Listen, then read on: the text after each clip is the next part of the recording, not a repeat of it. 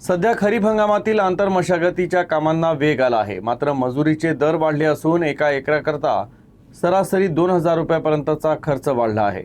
चिंतेची बाब म्हणजे मजूर आणि बैलजोडीची तीव्र टंचाई असल्याने शेतकऱ्यांसमोर यक्ष प्रश्न निर्माण झाला आहे। खरीप हंगामातील पिकांची आंतरमशागत सध्या वेगाने सुरू झाली आहे। अमरावती तालुक्यात मजूर तसंच बैलजोडीची तीव्र टंचाई निर्माण झाली असून परिणामी शेतकऱ्यांना वेळेत मशागत करून घेण्याकरता मोठी धावपळ करावी लागत आहे। आंतरमशागतीच्या मजुरीच्या दरात यंदा सुमारे सरासरी 25% वाढ झाल्यानं उत्पादन खर्चाचं गणित बिघडलं आहे। पिकांमध्ये वाढलेलं गवत काढणं, खुरपणी, निंदणी, डवरणी, फवारणी यासह इतर आंतरमशागतीची कामं सध्या मोठ्या प्रमाणात सुरू आहे।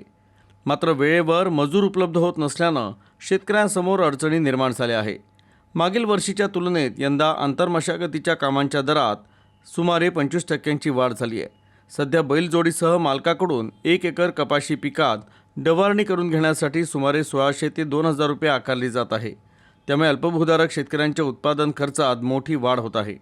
वेळेत डवरणी आणि आंतरमशागतीची इतर कामं न झाल्यास पिकांमध्ये तण वाढून उत्पादनावर परिणाम होण्याची भीती शेतकऱ्यांकडून व्यक्त होत आहे।